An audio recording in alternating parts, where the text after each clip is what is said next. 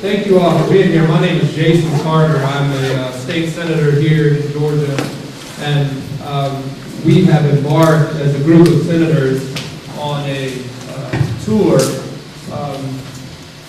to talk to people about education. It's fine. I'm not going to go too far. I'm used to a leash. We have embarked on a tour of the state, and Senator Freddie Sims from Albany has gone with us throughout the state. She couldn't be here tonight. The state senator for District 51 is a fellow named Steve Gooch, who I'm sure many of y'all know. And he is a good friend of mine down at the Capitol. I'm a Democrat, he's a Republican, and we disagree on some things, but there's a lot of stuff we agree on. And when we do, we even when we disagree, we like each other. He could not be here tonight. He's actually out of town. He's on state business in South Georgia also. He's an important and influential chair of the Transportation Committee, so he's got a lot of statewide obligations. And he was in South Georgia today, but he asked me to extend his best wishes to the group tonight, and I'm happy to do that. So what I thought that we would do, we have a group of folks who are taking down information. We've also got various media outlets that are reporting, but we have, for our purposes, folks that are taking down the commentary and the discussion that we have so that we can take it back as a part of our report on what we see out in the rest of the state. I was going to tell you a little bit about me from a format standpoint, just to introduce myself, and then a little bit about what we've been doing. But what we're really here to do is hear from y'all. And I'll repeat this at the end of my little opening here, but you know, we can sit in Atlanta, and a lot of people do, and look at numbers about education. This score, that score, this amount of money, that amount of money. But if we don't come out and look and hear and listen to real people, we can't really tell you what those numbers mean. And too often, I think folks in Atlanta make decisions based on numbers and what they assume or think might be happening, and not enough folks get out and listen. So that's the impetus for our project. And so I'm really, really, really excited that there's so many people here, and I'm really, really glad that there's this much energy around this issue, because it is, in my opinion, the most fundamental one that we have. A little bit about me. I said my name is Jason Carter. My family, this is the 51st Senate District. My grandfather, Beverly Langford, from Calhoun, Georgia, and he served in the state Senate and represented this area for many years. He was actually the senator from the 51st District. And his ancestor and my ancestor, Lud Langford, actually moved in about 1840 to Ludville, Georgia, which was not called that when Lud got there, but it was called that when he left. And so that's where Ludville got its name. That's about 12 miles west of here, in Pickens County. And I'm originally from Calhoun, and my dad was in the grain business and had a grain elevator over there, and then he moved us up to Chicago, which is where I lost my Calhoun accent. I stayed in the grain business. I've been back in Georgia for many years now. Obviously, I represent a part of DeKalb County in the state Senate today. One thing I also want to mention, there's a couple of things I just want to say that I want to say in front of every group of people that I think are important for you to know about your state government, and then we'll talk about education. Number one, you have a part-time legislator. So we go down there 3 months a year. Y'all pay us $17,000 a year. And so I have another job, and 60% of my time I'm a lawyer in Atlanta. And that's where I did all day today, and that's what I'm going to do when I get home tonight and when I wake up in the morning. But you also have a group of folks down there in your legislature that are a lot of good people trying to do the right thing. And that's not what you hear all the time.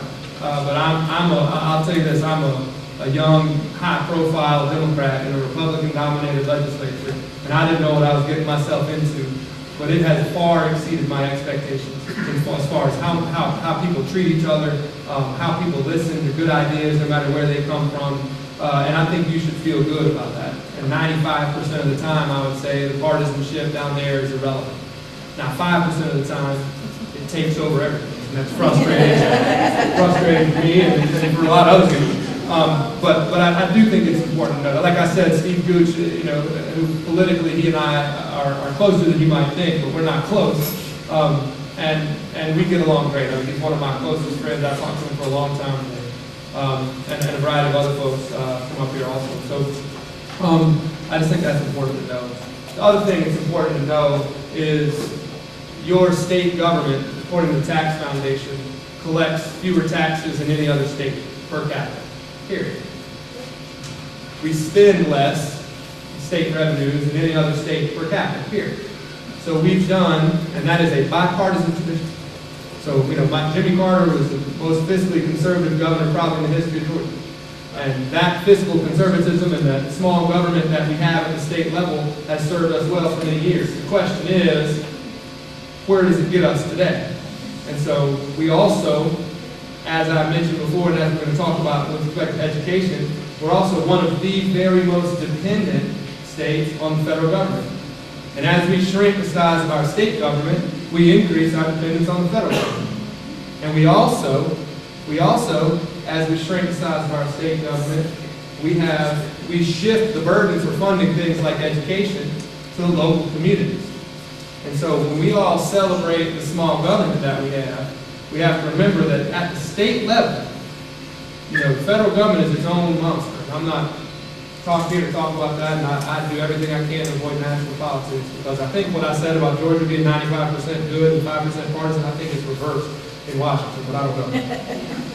But the last thing we want is to bring those debates that dominate D.C. to Atlanta and to Georgia, where we've done a good job of stewarding our tax dollars and of creating the kind of government that I think we should all be proud of. Now, with respect to education in particular, again, I said I knew the numbers, but I didn't know the stories and the real people behind these numbers.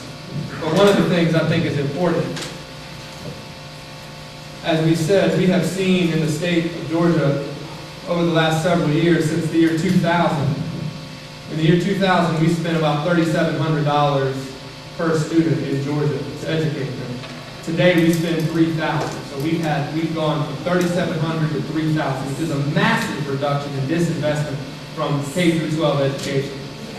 In the technical colleges, we have seen massive disinvestment from our technical colleges. We've seen massive disinvestment from our institutions of higher education, our colleges and four-year universities. In fact, with respect to those entities, we have had a 50% reduction in the amount of state money that gets spent per pupil. So you're talking about a dramatic change in the way that we educate and how we spend our money with respect to educating our kids. And the question is, are we really saving money by doing that? And what they say in South Georgia, and I know it's true up here, is you can't save money by eating your seed corn. Because next year you're going to starve. And it might seem like it's, oh, this is the greatest, most conservative thing, or we've done all these great reductions in the size of this and that.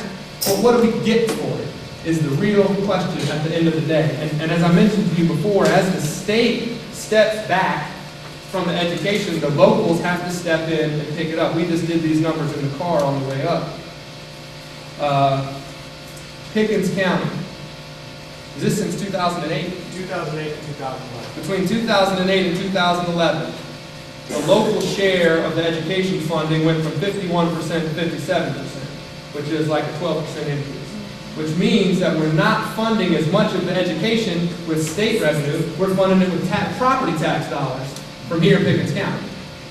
The millage rates, as I'm sure y'all know, Pickens County hasn't gone up that much, but in Dawson County, for example, well, let me tell you, Lumpkin County has gone from 12.8 mils in 2009 to 16.2 in 2012. And we still have, despite all these property tax increases that come from us having the state pull back, we still are not getting the resources that people need at the county levels because, for example, as we've disinvested at the state level, you've had 8,500 fewer teachers in Georgia statewide.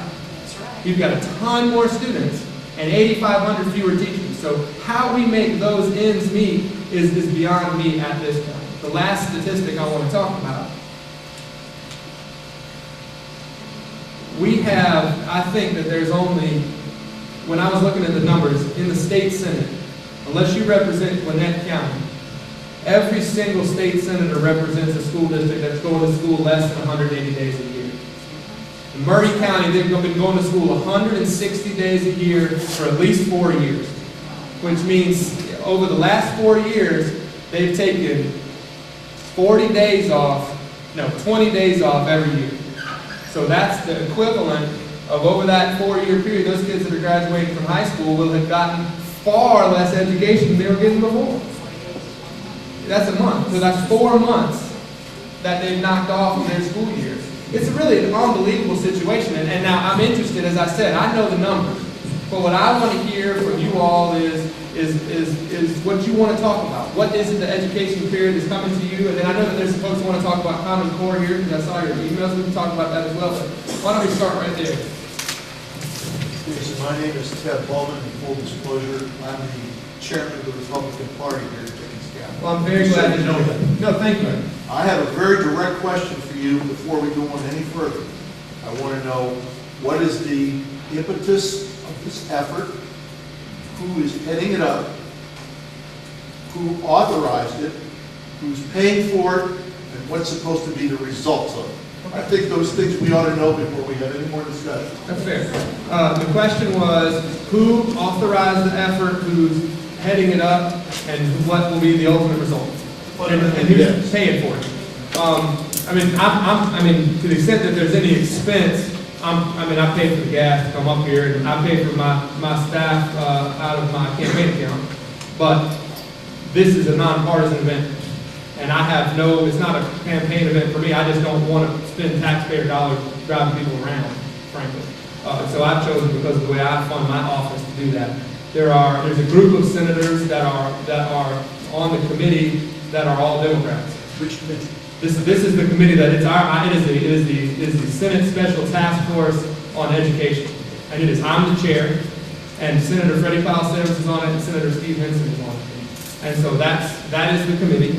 But we have worked, as I said before, with our Republican colleagues throughout the process. When we were down in Vidalia, I spent a lot of time with Tommy Williams, who's the senator there, Jack Dale's the senator down there. So it is an official Senate group. It's nonpartisan. The result is going to be a report that we're going to put together through my office in order to just say, look, this is what we found. And so that's the impetus. Yeah, but I appreciate the question. I also appreciate you being here. I mean, again, this issue to me is one that cuts across. There is politics in it, of course. There's ideology in it, of course. But it cuts across party lines in a way that's unbelievable to me. In fact, I'll just say one last thing. And one of my friends from Vidalia, who was at our meeting as a teacher down in Toombs County, came up with us today. We were talking at this issue divides up and creates bipartisan and multi-partisan coalitions more than any other. We had a state tax credit for private schools, and they wanted to increase that tax credit. Some folks in the House passed the bill to increase the size of that tax credit when, as I mentioned, we're furloughing teachers and cutting school days and everything else. And a bipartisan group of Republicans and Democrats, a huge number of folks from rural, including a lot of folks up here, John Wilkinson from Northeast Georgia, Butch Miller from the Gainesville area, Brandon Beach from Cherokee County area, they all voted with a group of Democrats to say no. We're going to increase it a small amount. We're going to continue to study it, but our commitment is to public education. And so that bipartisan coalition, I think, is really important. So I'm glad you're here. I appreciate you identifying yourself as the chair of the Republican Party, but I'm glad you're here. I look forward to a good discussion. So, but if that answers the question. Yes. Yes. Yes, ma'am. Margaret Williamson, Tea Party, Newman County. I just want to say that I have 15 grandchildren that are, being educated in the public school system, so I have a great interest other than just the Tea Party. Sure. But the idea of when you say that cutting funds is going to affect the education, I think that's misrepresentation, because you don't throw money after a bad program and expect it to get better. So cutting funds is not a big deal for me, especially when John Barge has just released all of the latest statistics in the last year. graduation rates from high school are up. You know, all the statistics are going in the right direction. They're not where they should be, but they are going in the right direction, even with those funding cuts. Yeah, and I think one of the important things, and what makes sure you get that, but one of the important things is that there's no doubt that resources is not enough. And there's no doubt that we have to have a variety of things that go along with it. As you said, you don't throw money after a bad program. I think that's exactly right. But I think that if the question that we have is, and you may be right, but the question that we have is, given all of these funding cuts, do we have the resources that we need, and if, in order to do what it is that we need to do? And that is the fundamental question. And so, you know, I think that perspective is valid and good, and I really appreciate y'all being here to tell me about it. So, did you have a question? Lillian Horniman, I'm Cherokee Education Association President. I was told at the beginning of the school year, September 2012, that every high school child would have to take an online course, and it would cost the school $200. Are you familiar with that? And can you please get away with that, away from that, because that's a big, you know, Cherokee County has enough money and all that kind of business compared to some of the other school systems, and it's a big drag. It really doesn't help. Well, let me say two things. Number one, you mentioned that Cherokee County has enough money compared to a lot of the school systems, and I think that's fair. I think one of the things, to go back to your question, or comment that's important to note, is that our graduation rates are going up, for example. I don't know that that's the right metric at the end of the day. You know, I just don't. And one of the things that we have to figure out is, what do we want from our education system? I know what I want for my children who are in public school in Georgia. I know what you want for your 15 grandchildren. What it is you want to be able to have them get the kind of education they need to succeed, to be self-supporting, upstanding citizens, and to be successful people. And I guess, and you know, high school graduation rate may indicate that some folks are getting to where we need to go, but I still think that the numbers that I see show that we're falling behind in a variety of ways. How we get out of that, and whether we have good or accurate and appropriate funding levels, and whether we have good programs to fund, I think there's a lot to be said for online learning. There's no doubt about it. The question is, are we going to say in Atlanta, you have to do it our way or not? And I think that that's an issue that I have. I don't know about the specific issue you have. Matt, do you know anything about that? Yeah, I mean, I'm from Vidalia, Georgia, a rural area. Let me introduce him better. He runs a statewide program of educators. I co-founded an education advocacy group, Empowered Georgia. It's empoweredga.org. And I co-founded with a parent. But that's something we're running into in rural Georgia, where we don't have the technology in place to implement something like that mandate. And not only do you have the cost of $200 a course, but the technology that has to be right. We have high-speed internet, but it's to the point where we can't have a large number of kids on the internet at one time. We only have 2 computer labs, and we have 60 computers for students in a school of about 900. So it's these mandates that are coming from Atlanta, where they look at Atlanta schools and they're like, all our schools have great technology, have all these resources, but they're kind of disconnected from other parts of the state, particularly rural areas, that don't have these resources. And this is just another really funding burden that gets shifted on the local. And the local's looking at this mandate and they're like, well, now we got to get this technology. Now we have to do the high-speed internet. Now we have to hire a tech person, additional tech people to do all this. So this is a mandate with no extra resources, no extra funding. The local taxpayers have to do something about. I mean, it's a mandate, so they're either going to raise the millage rate or they're going to cut other programs. And it just doesn't make sense. Thank you. And he's my expert backup. He teaches in the Toombs County schools. One of the things that we talk about, and I think all of us, it sounds gimmicky, but I think it'd be true. My wife teaches public school in Atlanta, and you go spend a day in school, and it just changes your opinion on what it takes to get where you need to go. I mean, we all should probably do that, but anyway, instead I listen to Matt. Yes, in the back in the white, and then I'll come in the way back in the room, okay? We'll start here with you. I'm Mary Ellen, and I agree that we have to keep up with technology, because if we don't, our children are not getting an education. Technology costs, and if we keep downplaying our funding and not funding the technology that our children need, then we're going to get way behind. So. Thank you. But that's the conundrum is, how do we get to where we need to go? And do we lop sections of the state off is the other question. I mean, because like I said, we can go back and look at the tax digest in Quitman County, but it's worth the same as the Bank of America building in downtown. The whole county is worth the same as the Bank of America building in downtown Atlanta. So, they raise the millage rate, they get $70,000. I mean, at some point, the high comes out somewhere. Yes, in the back. Yeah, I appreciate you, first of all, being here tonight to answer a lot of the questions that we have. Likewise. And I kind of like the position that I'm in to be able to highlight some of the issues. I'm a current college student myself. My girlfriend, she's studying to be a teacher. I have teachers all around me in my family. What is interesting to me that I have come to learn is I was just looking up the numbers. If I can kind of divulge into a little bit of history. We, in 1930, had over 200,000 public schools. Today, we have 64, a little over 64,000.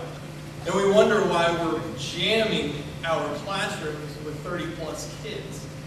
On top of that, on the college side, I just had to pay out $1,700 out of pocket for the college that I'm going to currently. That's for 2 classes on the bachelor's program.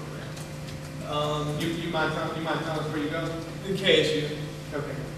And I realize that they're an expensive school. They've divulged into football programs and extracurricular activities and what have you. That I realize that fees and dues come along with those things. Outside of that, though, and I remember as a kid standing here in Jasper Park and watching Zell Miller talk about the Hope Scholarship Program. And it was touted on both sides as being a solid program back then. What I found out is that we have diverged into more and more subsidies over time. That colleges is just like any businesses. They're going to raise the cost of tuition to side those subsidies. And thus, we, students, parents all around, K through 12, college level, what have you, don't have a big skin in the game. I realize what I'm doing when I'm trying to go on and apply for things like FAFSA, Hope Grant, Hope Scholarships. And it's ridiculous. I could have taken $3,000 worth of loans this semester alone, but knowing that I'm going to have to sooner or later pay those back. That's a cost that I'm not willing to afford.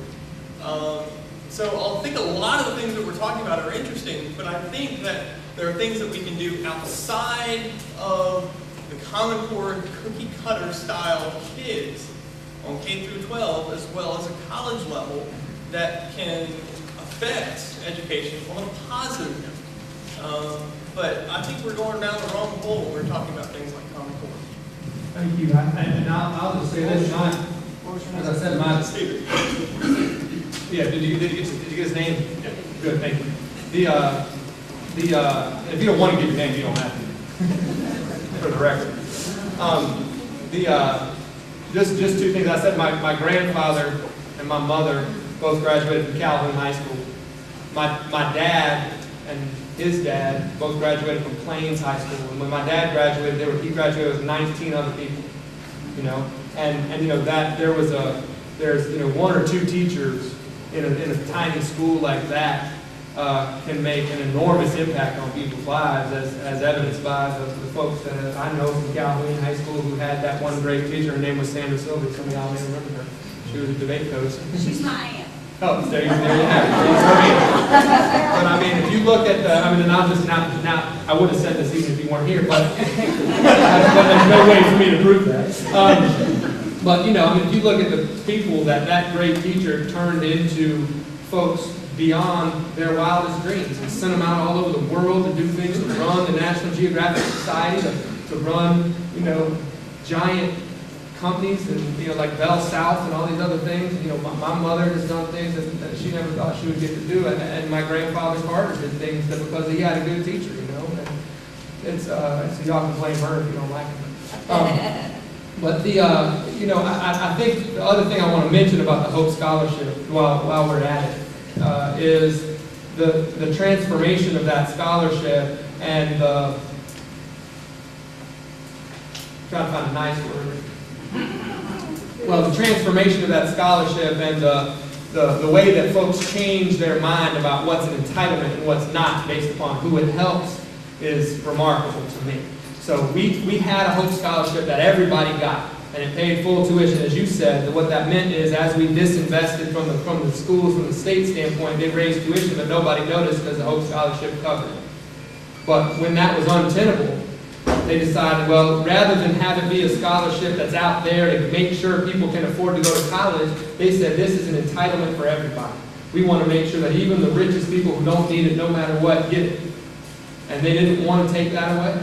And because they didn't want it, because they decided that they were going to ensure that they were going to give this scholarship to people whether they needed it or not, it has now become a much less effective tool for college access. There's a lot of people now who can't afford college. It's not because we don't have enough money. It's because we've decided to pay for people who don't need it, even though we can't afford it. And to me, that doesn't make sense. So I think that's something I think we need to talk about, and that transformation to me was wrong. But you're right. I mean, from early childhood education up through the end of school, we have to decide what we want for our education system. We have to decide whether we're getting it, and then we have to be willing to invest in it if that's what it takes. Not in a way that's just throwing money, but in a way that makes sure that we've got the resources to do what we need to do. And so that's at least my 2 cents. And again, filling in that is what I'd love to hear more from you guys about. Yes. Jolene Planky, Gilmer County Tea Party. I've got 2 comments on things that I think I've been really involved in the education program, and I'll save my Common Core comments for later. But the paper. Well, I'd love to hear the Common Core comments if you want. I mean, and we can do it later. Go ahead. The teachers have the paperwork, the rules and regulations that keep coming down from the Board of Education. Our teachers spend so much time on paperwork and busy work, and they can't even send a kid to the office without writing up 16 different forms. And it takes time out of the day to teach. No wonder that our kids are learning less and less. I mean, it's especially at 160 days a year. Yeah. Yes, a ridiculous requirement. And the other thing is on technology. I don't understand why the computers our schools have to buy have to be 3 times more than what you can go buy at Walmart or Dell or somewhere else. And that's why they can't buy enough of them. To require they would buy them from some certain place with all these programs on them. And then we have to buy all these big servers and pay for all of this space for all of those things and have all these technical people when everybody knows you can use the cloud and all the software is free. And not, you know, Bill Gates now is causing us to have to buy all this stuff that costs a fortune, and we buy into it. I mean, why doesn't somebody stand up and say, we're going to use the cloud and the free software? Yeah, and both of those issues are hit close to home for me. You know, like I said, my wife teaches. If you gave teachers in Georgia a choice between a 20% raise and eliminating 90% of their red tape, they would pick the elimination of the red tape. Absolutely, they would. I mean, they would. There's no doubt about that. Yeah, well, I mean, no, I agree. Look, if I was in charge, we didn't play. No, I'm just kidding. But well, I'm not kidding. But the other piece of the technology is sometimes you do end up in a situation where you buy this expensive piece of technology, for example, and then it sits there because you can't get the service that you need in order to have somebody show you how to use it, or to have the IT support to make it work, or whatever it is. And there's a lot of that goes on in the bigger school systems. But in the smaller school systems, that's not as big an issue. The red tape is not as big of an issue, and the issues with respect to technology and purchasing and stuff are not as big of an issue. And so sometimes, again, that's why the one-size-fits all doesn't always work. I mean, we laugh about the bureaucracy in Atlanta, but we were down in Cuthbert, Georgia, and the entire bureaucracy of the whole school system was sitting there. It was the superintendent, the principal, and the vice principal, and then one of them drove a bus, and one of them, was the maintenance guy. And so, I mean, there's no red tape there. You just got to go talk to them and deal with it. And so it is a different situation. But in places like where I represent, the Caddo County schools, City of Atlanta schools, I assume some of Cherokee, Dawson, some of the bigger counties up here, not Dawson County, but, Cherokee, it does get that size. With respect to purchasing and software and the products that get sold, I think there's a lot that goes on there that we do need to look at, especially because so much of the for-profit educational assessment products end up costing so much money. Thank you. Yes, please.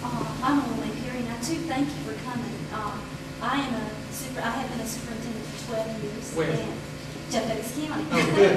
And I hope I could help Pickens County out a little bit here, but I have worked with austerity cuts since 2002, and it has hurt our children, it has hurt our teachers, and it has hurt our communities.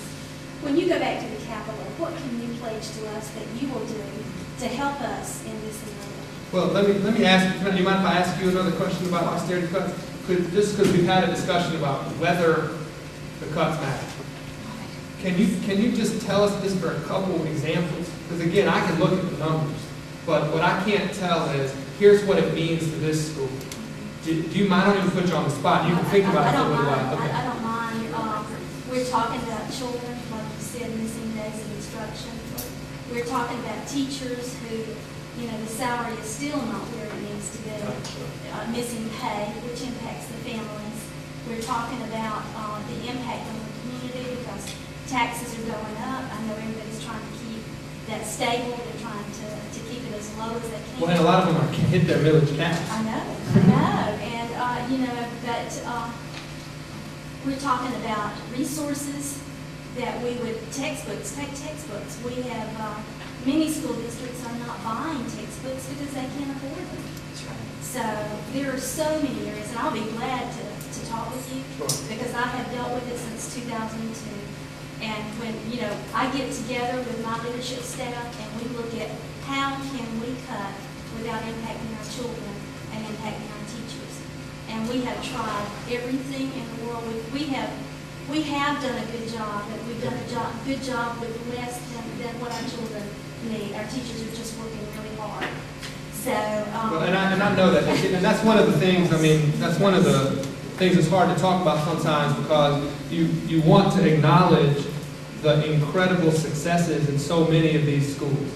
We want to know. I'm sure you're comfortable having your 15 grandchildren in schools. I know I'm excited to have my kids go to the schools that they go to. But you just look at it and say, are we putting obstacles up that ought not be there? Maybe those obstacles are the ones you identify, and maybe they're austerity cuts or whatever. Here's what I would like to do with respect to funding.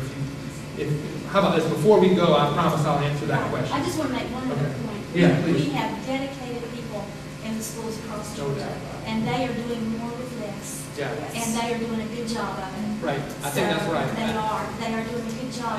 But it is hurting morale, and they're getting tired. Yeah, and folks are getting tired, legitimately getting tired, and we keep expecting more and more and more and giving less and less and less. And we'll add a Common Core requirement onto whatever is due, and then we won't do anything to help implement it.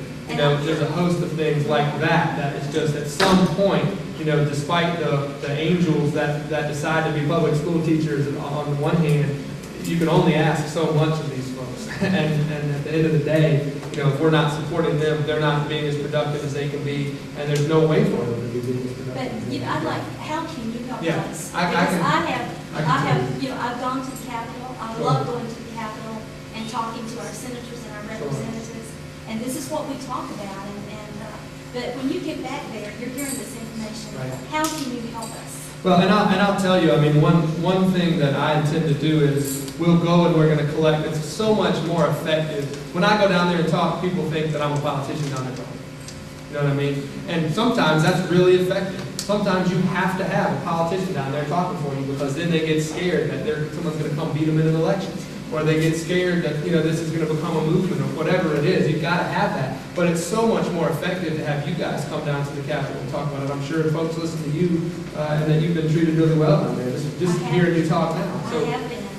and I know that a lot of other folks in here have had a great impact on the way that our public debate gets had.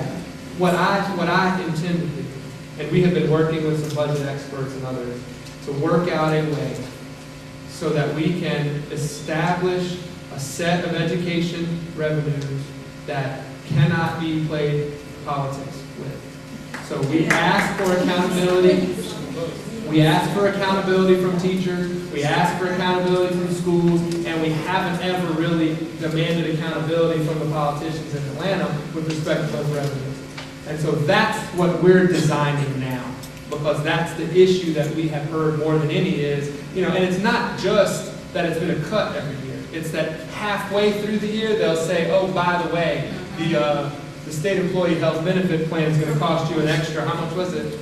$40. $40 per month, per employee. So all of a sudden, that changes your budget like that. And so that kind of stability, and to sort of say, look, funding is not the issue anymore. Let's take funding off the table, we'll put it over here, this is the funding mechanism and how it works. Now let's go and make sure we're doing the right things with that money, make sure that we're getting it where it needs to go, make sure we're getting our teachers as supported as they can get, et cetera, and focus on those issues that we all like to talk about, and so that we don't have to just talk about funding or not, and so that people can't use it as an excuse, frankly, anymore. Because if we all decided and got to where we wanted to be with respect to funding, we would be able to go on and have the other discussions that we're going to have. So that's the design that we're aiming towards right now. And there'll be other options too that come from what y'all are talking about. But with respect to those austerity cuts in particular, that's what we want to talk about. They have really hurt. Yeah, well, I know. Well, you've got school districts that in 2 years went from $6.2 million budget to $4 million budget. I mean, there's not an entity in the world that could sustain that kind of reduction. Well, that's not true. There are some entities that probably that ought to happen to. But rural school districts are not the big bloated entities that we're talking about. And the amount of class sizes are going up for our children, what they have, we have no choice, we Yeah, only they have to. have a certain amount of money, so. Class sizes have to go up. Thank you. Yes, sir. I'm gonna let a couple other people, and then we'll come back to you. I'm kind of a follow-up on to her, is I, for one, am kind of tired of the demonization of teachers in the state of Georgia and in the nation. Witness the teachers in the tornado, shielding the kids with their bodies, and the teacher that said, your kids are my kids. And, I'm married to a teacher. She's a third-generation teacher. We have a fourth-generation son who's a teacher. They care about the kids, and I'm sick and tired of them being demonized. The second thing I want to ask about is the recent Georgia Supreme Court ruling about the ATS and their tax revenues Being used for the Beltline? being used for the Atlanta Beltline. Now, is that a specific one-time only road project, or can school tax revenue now be used for road improvements or whatever, or other purposes? And does that affect the entire state of Georgia, or is that just Atlanta Public Schools? I said I was a lawyer. I didn't say I was going to tell you everything about the Supreme Court. Let me say first,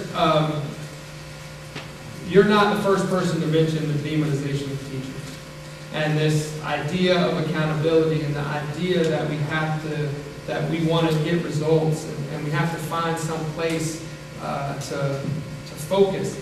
It comes back to that problem I was talking about before, how we want to celebrate the great aspects of the public schools while still acknowledging the obstacles we need to deal with. You know what I mean? It's like public school advocates sometimes get stuck bashing the institutions that they want people to think are great.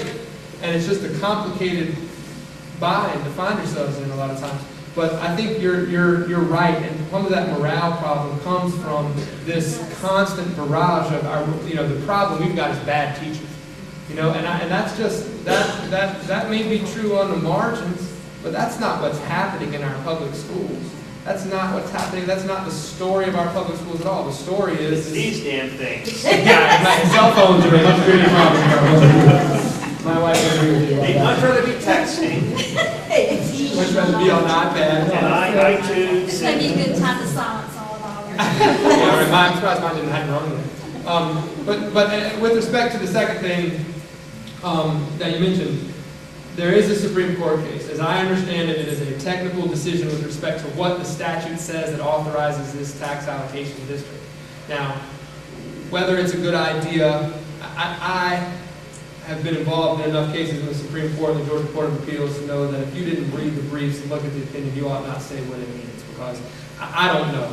I know that it's not, because I don't know what the statute says, et cetera. Whether it's a good idea or not, whether I agree with it, it is impossible for me to say right now. I mean, it does sound weird, but I don't know what the legislation says, and I don't know how those tax allocation districts are going to be meted out, and I haven't had a chance to look at the opinion yet. So that's just honest, and I apologize for not having a better answer. So it said it was the 2008 legislature, you know, it was signed into law in 2008. So And those guys, before I got there, those guys are crazy. Yes. Yes, ma'am. I'm Betty Holland. I'm from Dawson County. And I am a very proud retired public education teacher, 43 years in the state of Georgia.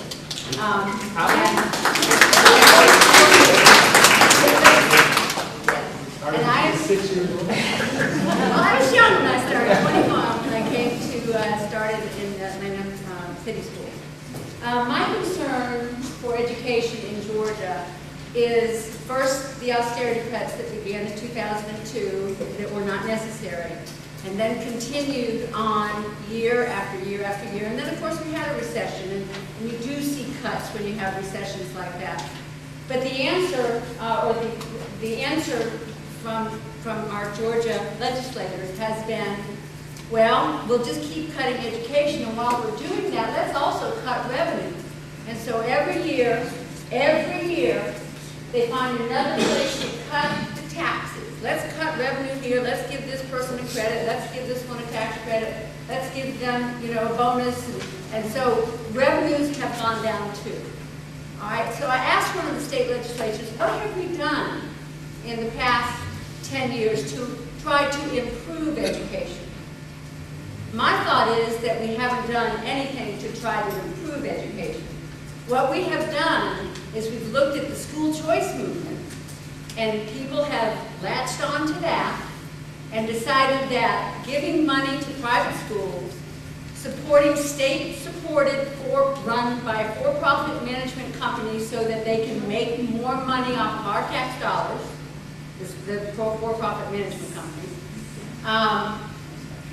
the parent trigger that they tried to pass last year, so we can go in and let parents go in and just, you know, say, we don't like the way this school is, let's get it to be a state charter school. There's just several things that to me don't support public education. What they are doing is trying to do away with public education. Yes. And so that is a concern. That's my concern. Are we supporting public education, or are we trying to do away with public education and replace it with private schools, for-profit management run charter schools, which will not serve all of our children? And that's the number one thing in 43 years of teaching that your teachers are there for, and I agree with the demonizing of teachers. The teachers are there for your children, to help them learn and become effective, productive citizens, and changing over to a system that's all private schools or charter schools where children have to apply to go to that school and are chosen whether or not they get to go to that school or not. It's just not right. And that's all we've done. And that state representative, and I won't say his name, when I asked him what have we done to improve education, he said nothing in 10 years. Well, And that was a Republican, by the way, that said that. So I think we've got some real issues there. no, I'll say this. I think it's well put, and I also think, you know, what we finally have found is that there is a coalition of people that is bipartisan and that is durable that are going to support public education. They're just trying to figure out how to do it, because in a lot of cases they've kind of painted themselves into a corner with some of the ideological positions that they've taken that make it difficult to do right. And so I think at the end of the day, by public education at least, and so at the end of the day, the issues that you identified charter schools I represent some of the best charter schools in the state, right? I promise that. The Drew Charter School in my district is a fantastic laboratory for innovation. It's the kind of place that does exactly what we all want. It educates kids that come from areas where they don't tend to get good results, and they get good results. And so it's perfect. It's exactly what we want.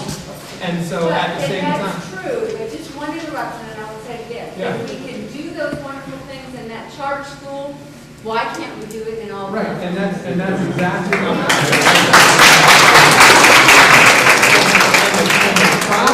the problem though is you're never going to have charter schools be the answer, because you just can't scale them out. What you can do is have them be laboratories of innovation, so that you can take those best practices and spread them out. But when you decide to create a state-run entity that takes all the charter schools and separates them from the local schools, then you're always going to have the charter schools be a political football over here with no interaction at all with the local board, which means they're not going to do what they want to do. And you're going to end up spending all this political capital, all this time talking about charter schools and tax credits for private schools, when you're not addressing the actual main highway of how we get to where we're going to go. You're out off on these little tributaries and these things that are not really going to do anything. It's like, gimmick cars and things like that. I mean, that's not how you're going to be where we need to get.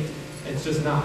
And so we have spent all of our time, in my view, sort of lurching like a bass from shiny thing over here to shiny thing over there, just grabbing onto it. And, we've been through, I think we were down in Dublin, the principal of the high school in Dublin, which is a fantastic school. It's a charter system. It is free from a lot of the state bureaucracy. And it does a great job, but they've got four different classes right now, freshmen, sophomores, juniors, and seniors, and they will each graduate with a different set of graduation requirements. I mean, it's like, we haven't had any consistency at all. It's because we've been, as you said, sort of nibbling around the edges of these things that sound good, but don't actually solve the problems that we've got in front of us. That's what's my opinion. I appreciate that. Yeah, we'll go five more minutes. I'm going to keep y'all more than an hour. Okay, I'm Keith Porter. I'm superintendent at Dawson County Schools, and we really do appreciate you. No, Superintendent, thank you for being here. While we're on the charter school issue, we are a system charter. We want to have the innovation, creativity, those opportunities. What's interesting is the state will provide twice as much funding, state funding, for a conversion charter for those private charters than they will my kids. My question is, why are they more important than our kids, that they wouldn't get funded at the same level? That's a concern. Yeah. I mean, and if you're so intent on having your school succeed at the state level, and you say we're going to give you twice as much money, and then you're going to say everybody else will funding is not the answer. Again, you're talking out of both sides of your mouth. So I think I represent a charter system also in the city schools in Decatur, and it goes to show that when you eliminate some of that bureaucracy and some of that top-down management, you can do great things. So I'd love to hear more about that. As far as the funding, I just want to let you know the position we're in right now, because we understood that we had to cut. We understood those things were necessary. But when you say we have to decide what's important, we really do. What is a basic education? Because I can cut more, but I'm going to have to take away fine arts. I'm going to have to take away the school nurses who are giving some kids 4 shots a day who are diabetic. We have fragile special needs kids. Those people are going to leave. Those nurses are going to leave. Our SROs, after we have a school shooting, everybody's on the safety queue. And we have 4 SROs for 8 schools. But if we have to cut, those people are going to have to go. So we can cut deeper, but is that really what we want to do? Do we want to cut to those levels? And so this year, we've lost, at the end of this year, we will have lost 40% of our tax dollars. So locally, a mill's gone from being about $1.4 million down to about $950,000 for every mill that we assess. Yet we're considered one of the wealthiest counties in the state of Georgia. So we give up 5 of our mills. We let the state keep 5 mills each year. We don't even get to touch that 5 mills. And it's distributed to those systems that need that money. I understand that part of it. Then you tack on $2.2 million in austerity cuts. Then you tack on another $500,000 this year in health insurance, and we can't cut that fast. We can't cut that fast. So the burden's going to the local taxpayers. And also, we're in a community where this is considered a wealthy area because a lot of seniors come to this area. They're no longer paying taxes. So the people in my community are those poor single mothers who are paying more taxes every time I raise the millage rate, the people that are really struggling, and these families are in crisis right now. But I will say this about the curriculum, and I was the Georgia Curriculum of Instruction president 2 years ago, and when that happened, the Common Core, we took 7 years to implement the GPS, 7 years. And all at once, the governor signs a piece of paper, and our whole curriculum is going on. So I understand people being angry about the Common Core. I do. I'm not saying anything about the quality of anything. I'm not saying it's not quality. It is. But what we've got to be real careful about is our teachers now have spent 2 more years getting ready to implement another curriculum. And if we pull it out from under them, I tell you, they're getting less pay. We're furloughing 6 days. We've taken 3% of their local supplement, 1% of their retirement. We've taken all these things from our teachers and administrators. Then we keep changing the curriculum. So I've said a lot of different things, but there's just a lot of concerns right now. No, I'm so glad to hear. I appreciate those. And like I said, I mean, you're not alone in confronting those things. I mean, you're not, and it is something that we've heard time and time again. So, and then I'm gonna go here, and then I'll come back to the 2 people in the front. Senator Carter, first of all, I appreciate you coming here and meeting us in the public. I mean, that, to us to get our word to you so you can take that to Atlanta, thank you so much. Thank you for being here. I appreciate it. Look, I didn't know there was going to be 10 people here and there were 50, and only 10 more.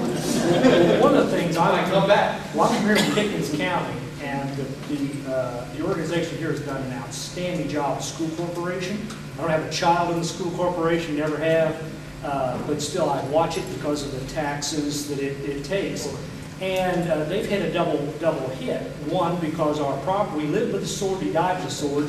We lived by property tax values. It went up for 10, 15 years, wonderful. Guess what? It dropped. Same time it dropped, the state said, okay, we're going to cut your funding to the counties. So you got a double hit. You got lost the value and you got hit. The same has happened here.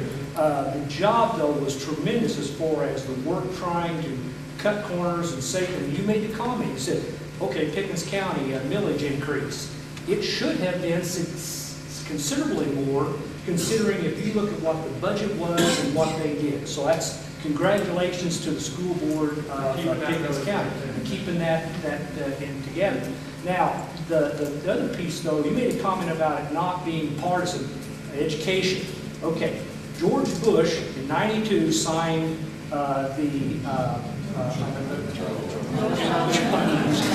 started this, and Clinton went along with it. Bush signed on to it. Obama has too. So we've had 2 Republican presidents, 2 Democrat presidents. For whatever reason, they think that Congress, the United States, can run our education system better than we here in Pickens County can, which is not true, but that's what they believe. Now, here's the slippery slope.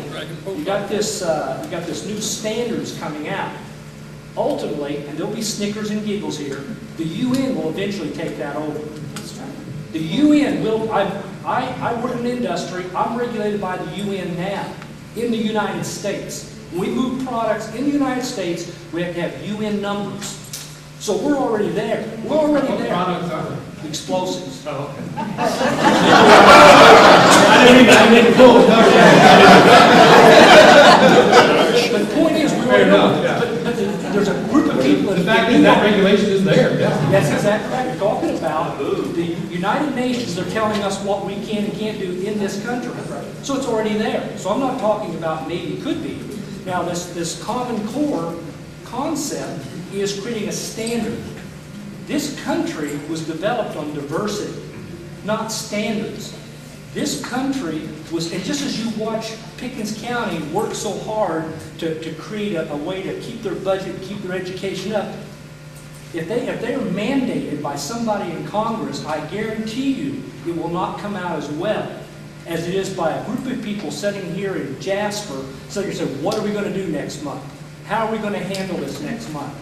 And I also believe if you turned over the education to the educators in this county, you brought the teachers together and said, okay, what are we going to do next year for a curriculum to educate these kids? I swear they would have a better education than they will be getting.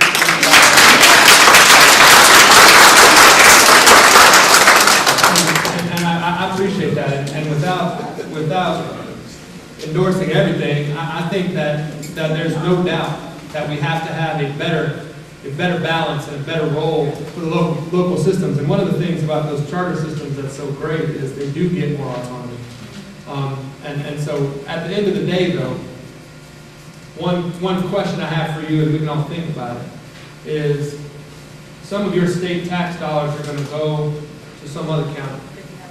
And the question then is, are you comfortable with the way that county is going to be spending your tax dollars? And that's just the question. And we can't have it be local 100%, because you're going to have to be accountable to everybody as a state. That's the only thing I would say with that. It's a mix and it's a balance, and I think we probably we don't have the right one right now. Yes. Quick question, is not Georgia sending some of our money, our tax money to Washington, and then they send it back to us in a smaller amount? I think that Georgia is still a net beneficiary. Yeah. So we get more from the federal government But than how we much give. have we given up in our state, in our ability to run our own state by taking more? Well, and that is a legitimate question. As I said at the very beginning, we have shrunk our state, and we have now the smallest state government in the country per capita. And so people can say that's good, and I won't necessarily disagree with them. But the consequence to that has been that we have more and more dependence on the federal government. And the big problem that you've got, and this is when my Republican friends come to me and they say, man, shut up. Stop talking about this stuff. Because they realize that we can rail against the federal government and the way it spends money as a Republican, but if you try to apply that to the state, you're stepping on your ideology sometimes. And so it's a very complicated thing, and I'm telling you, my Republican friends down there are in a bind, and they know it. And so it's an interesting thing to talk about it. And folks that come to events like this, we know what's at the state level, what's at the federal level, et cetera. But when you go out and deal, most people don't have time for politics. Most people don't have time for politics. They rely on us to pay attention. You know what I mean? And so we have to do a better job of articulating and explaining what the role of the federal government is. I'll let you Can I make follow just up. one more comment? Please, no, I'd appreciate it. The 10th Amendment of our Constitution clearly says the federal government nor the state government can tell the people what to do if it is not good for the people. Now, you can go any way you want to and talk to any attorney you want to, or any person who calls himself a constitutionalist, and you can get 40 different interpretations of the 10th Amendment. Okay, but bottom line, the whole document says we the people. And we the people in Pickens County should be running our government, we should be running our education system, and we should be having all of our money used in our county. Gwinnett County and DeKalb County are two of the counties that Pickens County money goes to. Sure. That's ridiculous. And vice versa. I mean, there's a lot of different places where it comes from and goes to. So, and you've got, let me say it like this. We have a democracy. We have a republic that requires us to elect representatives. We were just riding up in the car. My friend Barry Loudwell, who's a good Tea Party guy, one of my friends, he put a quote on everybody's desk this year from Thomas Jefferson. And I had Jeff Jeter pull it out. I don't think he's got it right there, but I'm sure you all know it. And it's that I hope that the education of the common people is the top priority, because we rely on that and them to secure our liberties. And so, again, we come back to the fact that we have to have an effective education system in order to make this republic operate the way that it should. And I appreciate the correction. I got one last question, and then that'll be it. And then I promise these two in the front that I'll come back to. I'm Minnie Loud, I'm the board chair here in Pickens County, and I'm so glad you're here. Thank you very much. the one thing that I would say that has cost us the most is the problem with state merit insurance. Hold on. The one problem that we have is the problem with state merit insurance. Somebody needs to get a grip on what they are charging us, and we're having to that's why we're having to cut our budget, is to try to meet the insurance needs of our employees. And the second thing I wanted to say is I am so glad that she brought up the fact that Gwinnett County received that money that was taken from Pickens County. I don't have a real problem with that. I don't have a problem sending that money to rural counties that don't have the money they need to educate. But it is really frustrating that they redid the way that they do the formula, and it benefited counties that I don't feel like it should have benefited. Their tax base is no different than ours and probably much greater, and they haven't had any more losses than we have. I think they need to go back and refigure what they're doing. The third thing I wanted to say is in regards to the Hope Scholarship. The real problem that I see there is the fact that the corporation that runs the lottery, which I don't agree that we should have done that in the first place. The people that are running that corporation are making more money than the money that goes to the Hope Scholarship.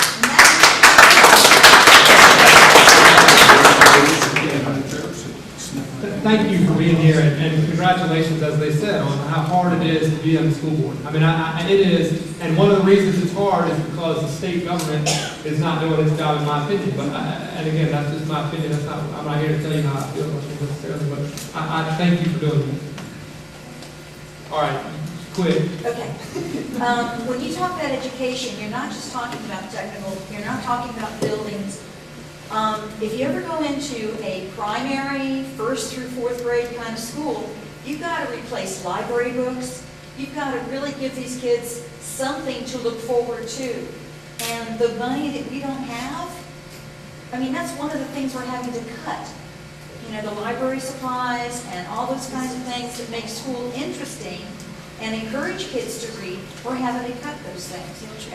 Don't even get me started on field trips. But I want to know if this is true or not, because I heard this during the charter before the election, okay, that if the charter was approved, as it was, that there's a school down in Atlanta, the maintenance people have to pay $4 million a year to someone in Fort Lauderdale, because that's what they were charging to maintain that school. It had nothing to do for teachers or students or anything else. I don't know specifically about the answer to that particular question. I do know that the industry is big, that the private charter industry is big, and that it's hard to follow the tax dollars once they go down that particular hole. Is there any way we can limit that?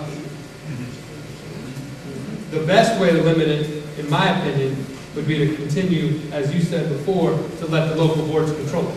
And what that charter amendment did was very specifically allow the state to override the decision of the local boards. It's a complete, I mean, that, to me, that idea that that's Republican or Democrat is absurd. I mean, you know, there's nothing partisan about that. You either believe that local boards can do the best job or you don't. And now the fact that it was touted by the Republican Party and pushed through is its own thing. Democrats voted for it too, not me, but some.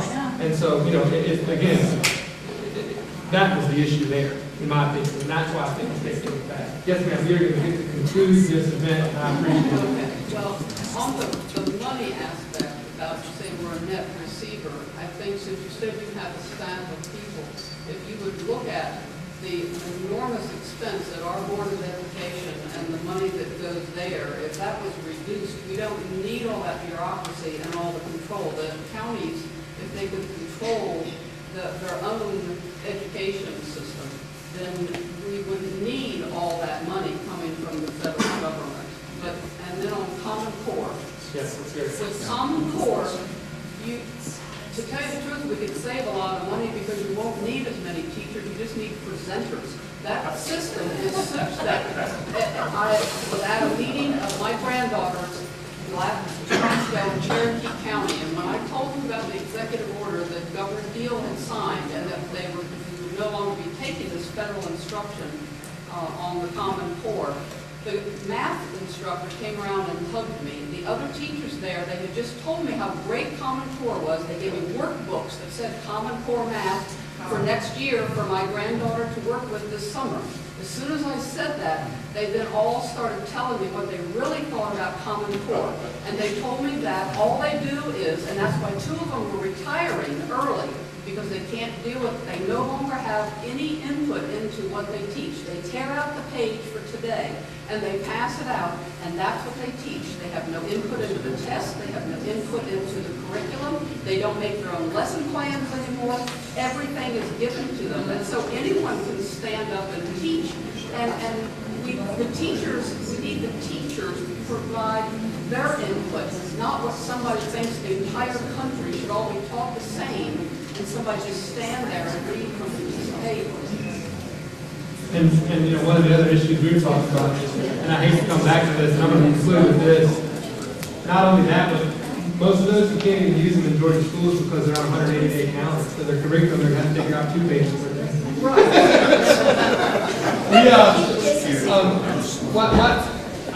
Here's my thing. I don't want to. I'm happy to stay here and talk to anybody who wants to talk, but I've sat in enough of these meetings in y'all seats to where when I wanted to go, I wanted to go. So if people want to stick around, let's stick around and talk. Do you have an announcement? Yes. Okay. The announcement is what this woman is talking about is not common core. She's talking about CRCT testing. I went out and teaching and advising with student teachers in North Georgia College.